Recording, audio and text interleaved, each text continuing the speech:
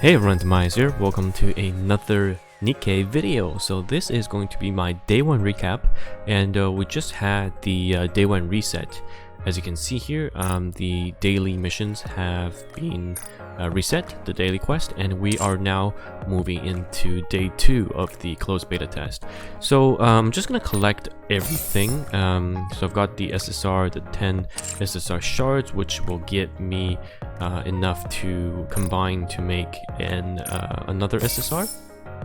So very good, and of course we are going to get some compensations because there were some the connection issues.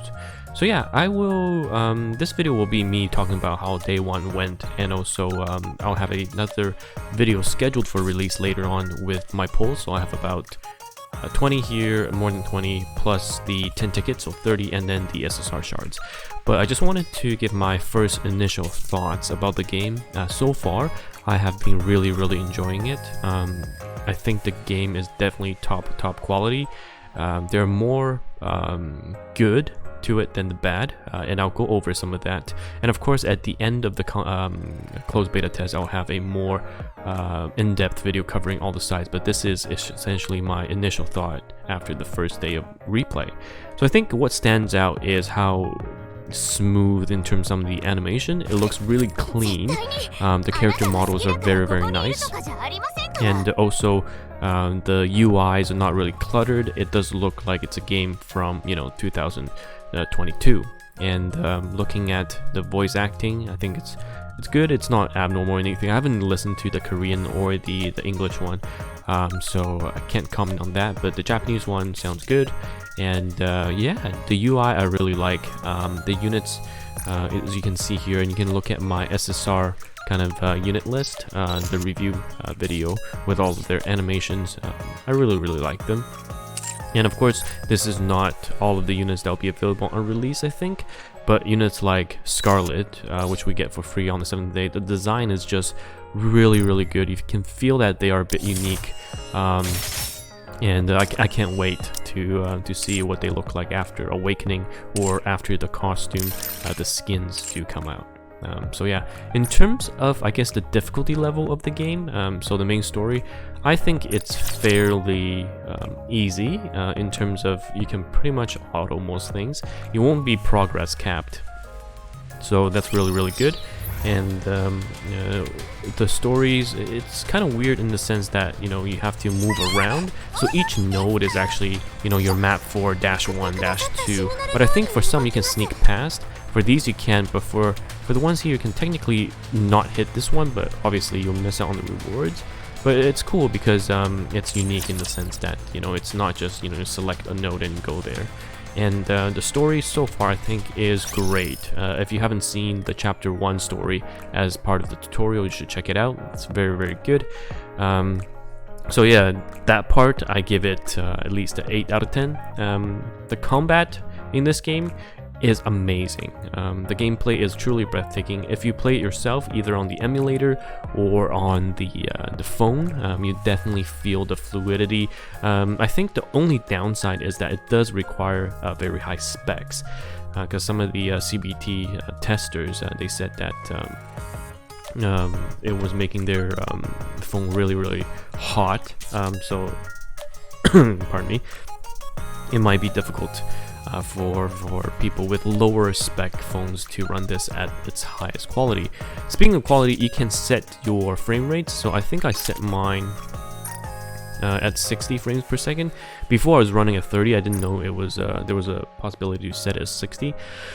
So the graphics are very nice. I turned off some of the other stuff that I don't really care about. During combat, it still drops frame. And hopefully that'll be optimized when the game launches, but you can see how smooth everything else is at 60 frames per second. Another thing I want to talk about, let me just grab a drink of water. Give me 1 second. Another thing I want to talk about was the combat plus the music. It's the perfect combination. The music is very good in this game. It's intense, it's breathtaking. As you're playing through the game, it matches the atmosphere. So if you're playing auto, obviously you can just watch your girls and the physics at work. But if you're doing manual, reminds me of the old times where you're in the arcade with those gun shooting games. Of course, add epic music to it, and that's what you get. The experience is truly unique in terms of what this gacha game provides. So I'm happy with that. Another thing is I know you can force landscape mode. I couldn't get it working on my end, but some other content creators, I believe, got it working, and it looks phenomenal. I think the game should be run on landscape mode because you can see multiple girls on screen instead of just the one you're aiming with. So definitely, I hope the devs take this into consideration and do implement the landscape mode. So that's about the good side. Oh, one more thing is, so far the currency is very nice. I talked about it in my previous video. It's about 8 days to get a guaranteed SSR plus all the additional gems and tickets you'll be getting on a steady basis. So for the game, it's going to be very friendly. I was told it's similar to Destiny Child. So yeah, if you have played that, you probably know how generous Shift Up is. So I don't need to go into detail for that. So let's talk about the bad stuff. So right off the bat, I think the game's translation needs some work. Some of the translation, you could tell it's not done by a local company. Probably outsourced. Of course, I can't comment on that because I don't know. But the translations are off. The localization is a bit off. Of course, I guess some context would be lost in translation from Korean or whatever the base language of the game is to English. So hopefully they'll sort that out as part of the beta testing team.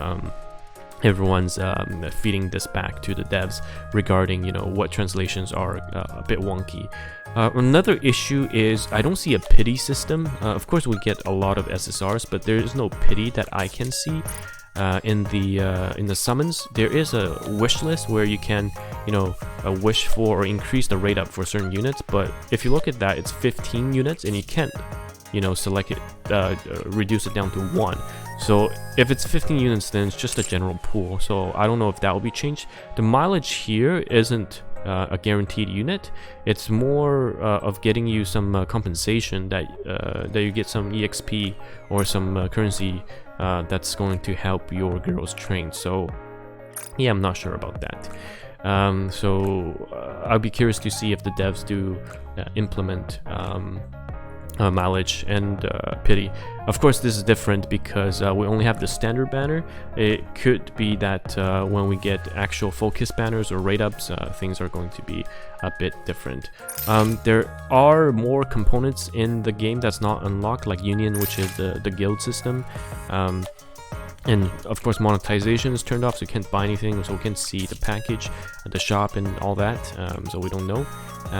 Another bad thing is I think sometimes if you go into the Arc, there's a game mode which I'll showcase later on in greater detail too, but it feels a bit repetitive. The maze, there are places where you can skip fights, but if you can skip them with a click, why put the monsters in the first place? I feel it's just artificially increasing more content.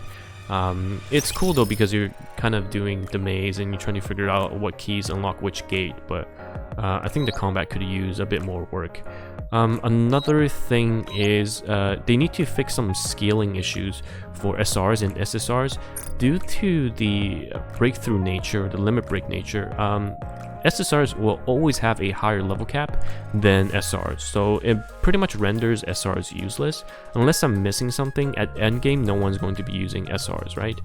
Maybe they'll have more content and more implementations or systems that will make SRs catch up in terms of power, but right now basically as soon as you get an SSR, you're kicking an SR out of your team.